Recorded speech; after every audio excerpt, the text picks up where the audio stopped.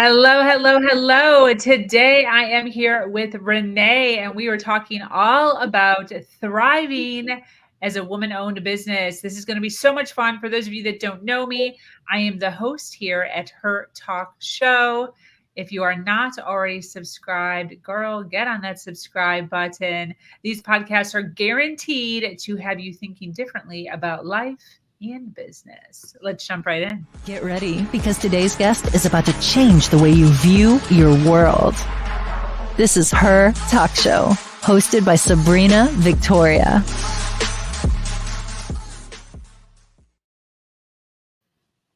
All right. Thank you so much for those that are already jumping on live. We appreciate you being here. Um, for those of you that are watching on the replay, make sure you hashtag replay so we can send you some love. We've had over 500 women who grace this stage. We are adding another one to the list today.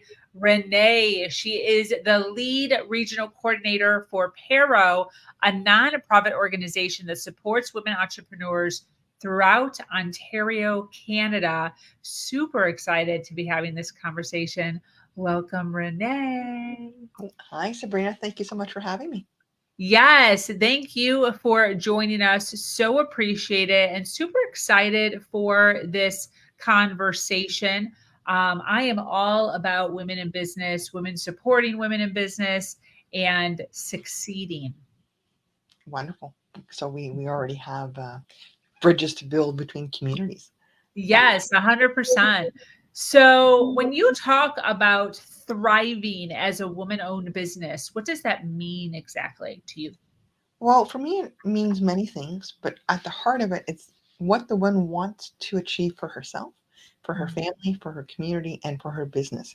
It's being able to take the different facets of her life and find balance and find success as she defines success.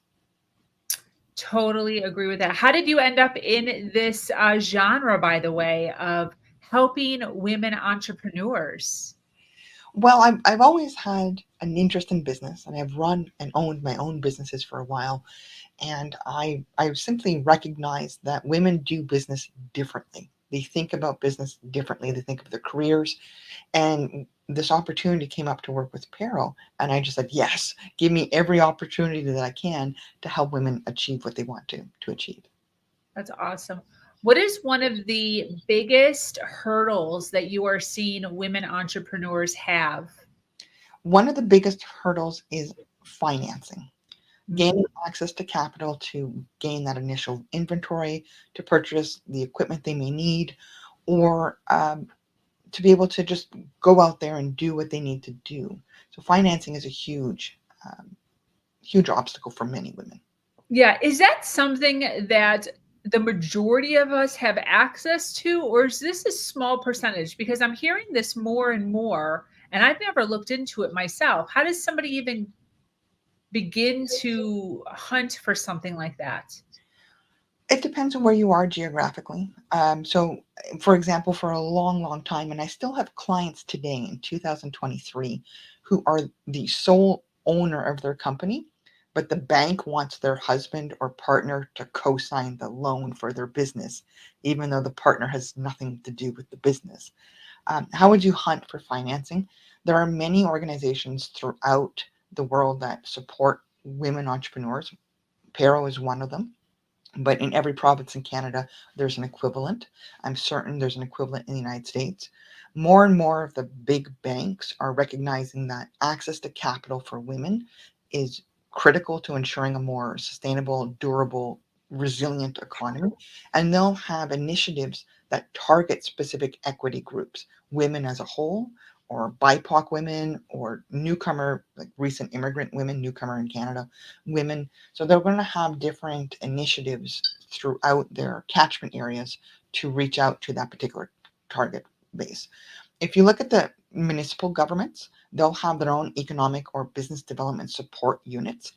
They'll also have their own programs to either support businesses within a geographic area, period, or to do specific outreach to meet and serve different tranches of the population. If you're at a state level or provincial level, often those governments will also have their own initiatives to build robust business communities in that area. And at the Canadian national level, there's guaranteed to be specific initiatives, buckets of money, programming, um, other kinds of supports for women or other equity groups, homeless individuals, people with mental health, people with physical disabilities, et cetera, et cetera, et cetera, to gain access to finance or to capital to be able to have a sustainable livelihood, a means of supporting themselves. And what should somebody be,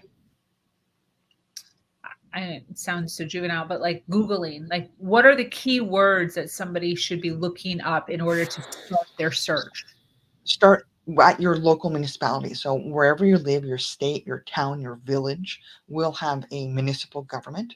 So put the name of that town, that place, and business support or economic development. And you might want to triage that search to be more precise to say business support, let's say Ottawa, Ontario, where I live. So Ottawa business support women, Ottawa business support Black women, Ottawa business support Black women with something else. And as you continue to refine your search, you'll be able to find other things. So some programs are very place-based specific, such as the city. Others in Canada are county level. They'll have supports at the county if you have counties. And others are provincial wide and others are national. So play around with the place. And then whichever bank that you bank with, or the banks plural that you bank with, or your credit cards, search those terms as well. There will often be competitions to win. You do your pitch, you present your business, this is what I want to do, blah, blah, blah. And there'll often be competitions to win $5,000 or $10,000 as startup costs, or programs that offer you mentoring for 6 months with an expert in that industry. And then once you've cleared certain benchmarks in your training, you'll have access perhaps to $10,000 or $15,000, $20,000 as prize money to apply to your business. That is fantastic. Do you have any idea? I'm assuming with this, your credit score, at least here in the United States, might be accounted for, or no? For prize money, yeah, not necessarily because it's just prize, right? It's just on the quality of the presentation that you gave. Okay. Before I forget, think of any large corporation in your area. This may be a telecommunications company, this may be a bank, this may be a cable company, for example, like a large corporation, oil and gas, et cetera, et cetera, et cetera. And just Google them with what you want to achieve. For example, Bell Canada, massive telecommunications company. It owns the country. So Bell Canada prize for entrepreneurs, Bell Canada contest for small and medium businesses, et cetera, et cetera, et cetera, and just refine that search. And they'll usually have yearly competitions. And if you missed this year, don't worry about it. Just have it on your radar for next year. Okay. So many corporations will have that as part of their good governance. $1,000 here, $2,000 there. It still helps. If it's free money and Yeah. you get your name out and you get a mentor and you get free advertising, like you can't lose. And Yeah. you network. So even if you don't win the prize, you're still collaborating with the people in that cohort and you can network and gain contacts and take it from there. Um, I've rambled. I apologize. I can't remember the original question that you had asked. That's fine. I was talking about credit score. Credit score. Thank you kindly. All right. With credit scores, if you're doing with a bank, yes, any kind of credit card, any kind of personal line of credit against the house, they will check your credit score. Now, this lack of access to capital in general for women entrepreneurs is something that more and more lenders and more governments are aware of. Women as a cohort tend to have are less likely to take risks, financial risks, than men. And if you wanted a real world scenario during the global financial crisis in 2008, 2009, 2010, a lot of the instability in the system actually came from the banking sector in Reykjavik in Iceland. And the men were just doubling down, tripling down on that, and it actually had global consequences.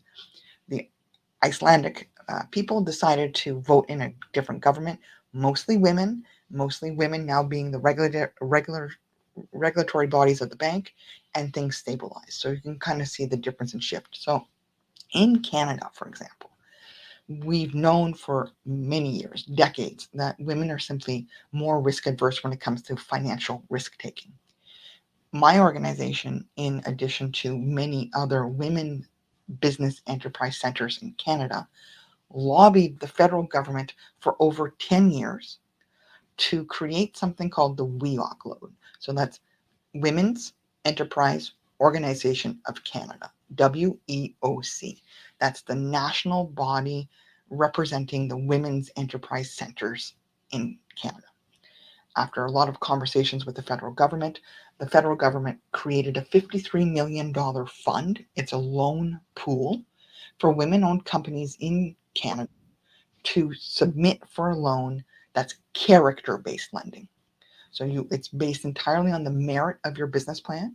My organization and our sister partner organizations across the provinces, we help the women design, create, polish, perfect to absolute perfection their business plan, go over their cash flow statements, and the women are eligible for up to $50,000 of loan, independent of collateral and independent of credit rating. So it's entirely based on the viability of that business, and that's also for startup, and it's also applicable for established companies needing capital to grow. So as more and more governments, different tiers, remember, municipal, county, state, or provincial, and or national, and if we have an EU audience, the European Union, dollars to donuts, if you allow me that Canadian expression, will have some aspect of social policy, of women's empowerment, of community economic development that is sensitized, that is aware of the lack of capital available to women to thrive as entrepreneurs. So do some digging. For those in the United States where the credit score really is king, really is queen in what you do, you might want to poke around to local co-op banks and credit unions. They have different criteria for lending, and also in Canada. They're a little bit more flexible. They really are there for social finance, and you can just have a frank conversation with them, and your credit score might just be below of what they want, but you might be able to repair your credit. So if you speak with a financial advisor and you delay the launch of your business for 6 months or a year, and you say, okay, let's pay down that credit card, or let's consolidate debt so that I don't have financing options throughout 10 different lenders. You just take a little bit more time to repair your credit, then you may qualify, for example, at a credit union. PARO as an organization, and we're rolling out this as a national program. We recognized 30 years ago that women didn't have startup capital, and we created something called circle funding.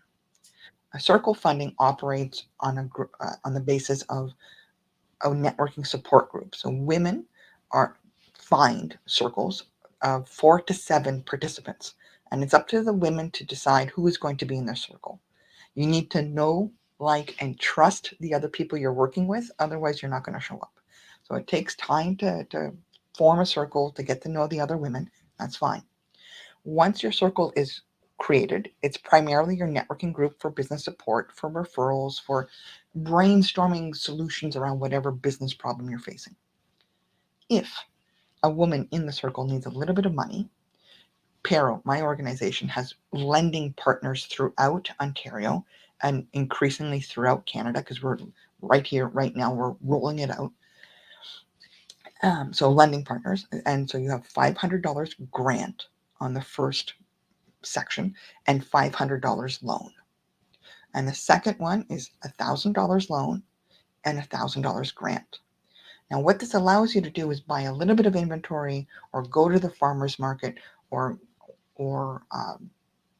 develop whatever it is you need as an ideation, as a prototype, and launch your business. This is character-based lending. So you can look at your community and see if there's any options for character-based lending that are officially through a co-op or a credit union or a bank.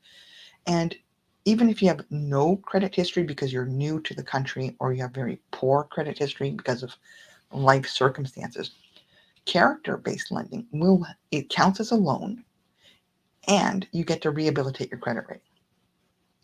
And even if it's a small loan of $100 or $200, it still will go against your credit score and will ameliorate it. So it positions you perhaps in 4 months, 6 months, a year to gain access to larger pools of capital through more traditional mechanisms of capital. Very, very cool. So appreciate that. Where do you think is the misstep with females and having startup capital versus men? Firstly, I think women in general aren't as comfortable handling money. Right. Men are more likely to view money as a tool, as a means to an end, whereas many women, not all, but many women will view money as a finite resource. I make my money, I make sure the rent is paid, I make sure the children are fed, and then the money evaporates. Whereas men see, well, no, I'll just make more of it. I'll go into debt, I'll do something, sell something, whatever it might be, and then they'll expand their money. So financial literacy tends to be a little bit weaker in women. And it's just a question of education, and it's a question of finding the right mechanisms and means to be comfortable with money. Women in general tend to also fall behind in their personal investments.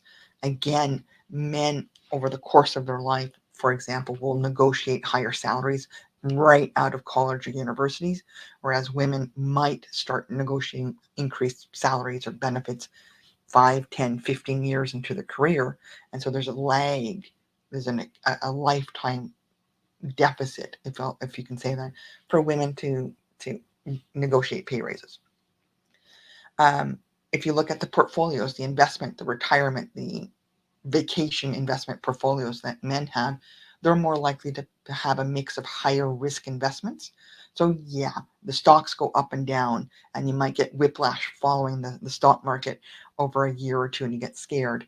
But over the course of a lifetime, you actually gain more money taking some higher risk investments. Not all, because it needs to be balanced, but men on the whole are much more willing to take that risk. The gap for women-owned companies when they want to start up or they want to expand is, again, that risk tolerance and having systems and processes in place for women to understand the risks, to mitigate the risks, to improve their support. So the support could be more mentoring, it could be access to different networks, it could be clicking with a different accountant who can then explain it in a way that makes more sense for the woman. And so there's a whole other kind of educational components, support components that could be placed. And once those components are there, women thrive. They are as competitive, if not more competitive, than men. And there are numerous independent studies that show that women-owned companies on a whole perform better than uniquely men-owned companies or male-owned companies. Like in the same industry, like if you compare the same industry, Yeah. the If you women's will thrive. industry in terms of corporate governance, in terms of, because women tend to be more risk adverse, there's more thought into the strategy. There's more thought into which product or which service to develop. There's more thought in terms of their human resource strategy to make sure that they have the right people at the right time. And there's more diligence as to which market do you go after and why. There's always going to be some trend. There's always going to be some commentator on some national news network that says, okay, well, this is the latest trend. Everybody go after it. Women are more likely to ask, well, why? And is that really the right thing for us at this time? Totally. I can 100% see that and definitely agree with that. This is all so interesting. I really like this concept that you're talking about regarding networking. I feel like that is so twofold as far as helping, leveraging, and then also building our own businesses. Very much so. Networking. So about 10, 15 years ago, there was this whole concept of find your tribe, and you need your tribe to compete. And So, women-owned companies have a couple of challenges when it comes to networking, depending on the sector they're in. If you are in a STEM sector, so that's science, technology, engineering, math, you may find it more difficult to penetrate larger corporations, good old boys clubs, certain mentality within that culture that makes it women unfriendly, or equity groups unfriendly, or just unfriendly if you don't fit a particularly narrow mold of what they want in an employee. That said, there's also an opportunity to support and create an emerging system that is more inclusive, more equitable, simply more pleasant to live in. And women can thrive in developing that system. They can thrive in making connections and building bridges, in thinking more than just the penny you're going to make in the next transaction. When women approach things, they tend to take a more holistic view. So it's not just my company operating in the sphere, it's my colleague's company and what she's doing. It's the impact on our families, it's the impact on the school, it's the impact on the local library. We tend to do a lot more outreach and community supports, and it's not just how can I shave off, slice my little piece of the pie. There's a shift in mentality is how can we collaborate and make the pie bigger. There's much more of that. I'm not saying to the individual woman, and I'm not saying that to the individual man, they all think just give me the pie and walk away, but tendencies between groups. And there's a tendency for women-owned companies to be much more holistic in their approach to business development, much more collaborative and bartering, much more collaborative in seeing how everybody in the community can profit, can gain, can benefit collectively from activities. Definitely. This whole what you're talking about as far as helping the community, helping the economics, definitely an impact, right? Like a greater impact all around when women are successful in business. Very much so. And economy economies, pardon me, change. So, for example, the horse and buggy industry is still an industry in Canada, in the United States. There are plenty of people who have hobby horses and plenty of people who go to agricultural fairs. So there is a need for them, but it is not the strength of the industry it was in 1700.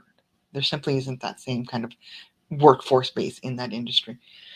And that's okay. Economies change, right? We went from industrial, we went to post World War II economy, we went to a knowledge based economy, and now we're emerging into something else.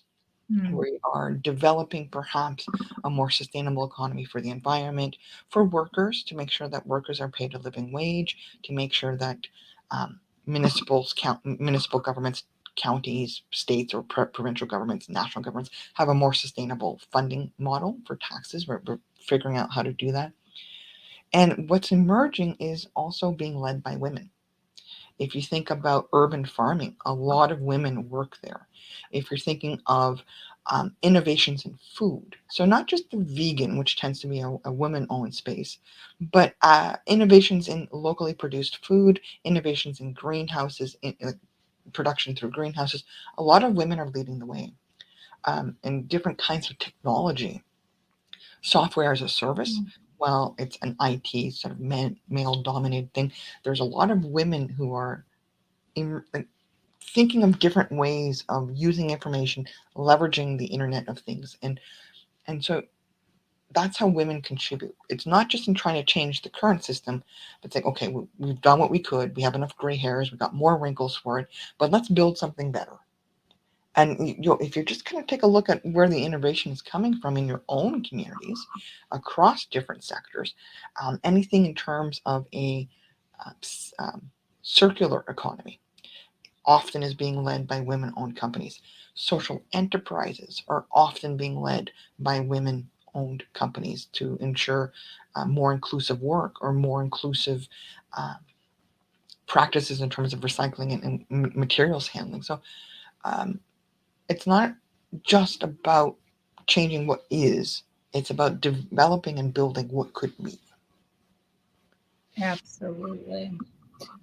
Um, as we wrap up here, I would love for you to touch on something regarding thriving as a woman owned business. What is something that we should know? Something else that we should know that maybe we don't know? Most of you might have already heard this, but I will repeat it. And if we can do this in the sort of wrap up, and then when you edit this, put a circle, put some fireworks around this, make this a key point that you need to believe in yourself. Women Mm, have fantastic ideas. They have incredible skills. They have terrific knowledge. They have a lot of passion for whatever business they want to build. But you need to believe in yourself. And it can be hard. A lot of us suffer from low confidence. A lot of us have been beaten down by perhaps parents who weren't as supportive. Perhaps we live in communities where the vision doesn't always align with what we want to achieve. But believe in yourself first and foremost, and take small steps every day towards your goal. And once a month, once every 6 months, just turn around and look back at how far you've come. Even mm, if you've walked one step a day, you've done it for 6 months and you're getting there. So that would be the first thing I would suggest, is that we really need to help each other, lift one another up, and not keep each other down. Another thing that I think women need to be mindful of as we grow and develop our businesses, as we develop whatever system is emerging, is to not be afraid to collaborate even more. There's always going to be resources. We're always going to be short of money to do whatever it is we want to achieve. There are multi-billion dollar companies that have projects they want to do, but there's never a budget to do it. Well, the key to that is to do what women naturally do, and that's to network. That's to develop resources. That's to reach out to different partners and see how you can create a bigger pie for yourselves. There are barter networks out there, guaranteed. Some of them are free. You might be able to poke around some farmers markets. They tend to be um, anchored around community currencies. There are time banks out there where you can participate for free or for a minimal service. Uh, and you can basically just exchange 1 hour of work for an hour of work. Some of them say, well, this skill set is the equivalent of receiving 3 hours of work for another one. So they all have their own methods. Trade Bank is one in Canada where you could do like a time bank, or you can just do a straight up barter. And keep in mind, there are also barter networks for multi-million dollar companies and multi-billion dollar corporations. So if they're doing it, if the big players are doing it, you should also do it too, right? There's nothing holding you back. Don't be afraid to put yourself out there. Don't be afraid to co-create something. And even if someone says no, that's no from them. It's not no from everybody on the entire planet. mm. Keep at it. Just keep at it. Yeah, Yeah. I can So imagine. Yeah, there you have it, Sabrina. Yeah. definitely. Yeah, and people have limited amounts of what they're giving out, of prizes, of grants, of finances. So you have to find the one that fits you and your needs and your niche of what you're working on. This was great. I so appreciate you. We have a ton of people watching live right now. Obviously, we're going to have even more watching on the replay. I would love for you to give us a short synopsis of what PARO.ca is, and who should be reaching out to you? Who specifically do you help? PARO.ca is a Canadian nonprofit organization. It is based in Thunder Bay, Ontario, which is just on the north shore of Lake Superior. I myself am based in Ottawa, so we help women entrepreneurs with free business counseling, webinars in French and in English. We have biz camps. These are cohorts of 8 to 10 women who do 6 or so weeks of training on foodpreneur, so how to be a foodpreneur on the national level, on how to scale your business from $50,000 in revenue to $250,000 in revenue. We have other biz camps to help women grow. who can contact me? Everybody can contact me. I'm always happy to connect and just share information.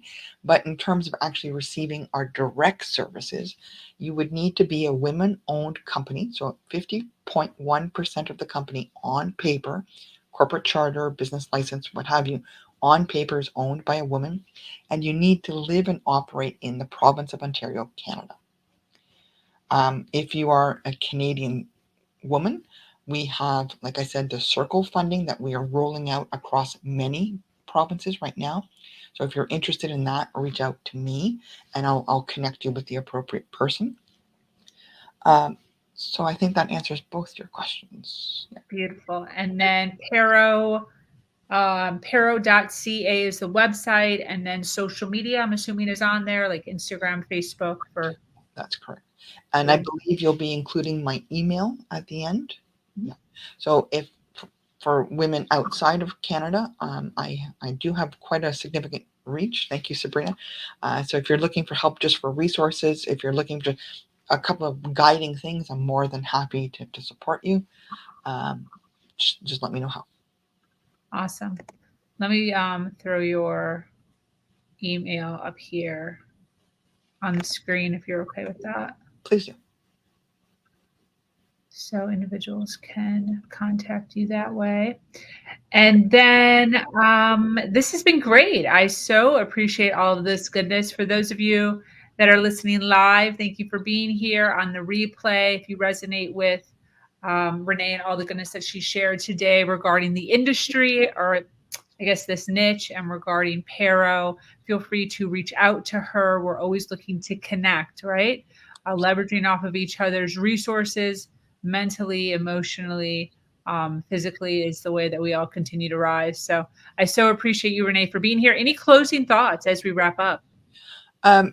Sabrina, thank you for the wonderful opportunity. The one closing thought is, okay, if you need support in your life, and that can be a lot of different things, you might be insecurely housed, you might have food insecurity, you might be dealing with some grief in your personal life from a loss or from a divorce, etc., etc., etc. Please don't stop reaching out. You can start your business, and that's fantastic, but to start a business, you need to be all your basic pyramid, Maslow pyramid of needs, they need to be met in order to help you get that solid footing. Please keep reaching out to appropriate resources in your community or communities until you find the support to really help you thrive. If you need help with that, please don't hesitate to contact me. I can at least point you. And never stop reaching out as you're developing your business, as you're engaging with chambers of commerce and other business development organizations. Just keep moving forward. Just put one foot in front of the other, no matter how slow, no matter how fast you go. Just keep at it and you will thrive. Definitely. Yeah, this is great. Thank you so much, Renee. That brings us to an end of yet another incredible episode of Her Talk Show. Thank you, Renee, for sharing your wisdom and inspiring us all. To our dedicated listeners, thank you for staying with us to the very end. Remember to follow, like, and share. Once again, I am your host, Sabrina Victoria, and I invite you to join our amazing community, Her Nation, where we continue to uplift each other every step of the way. Until next time.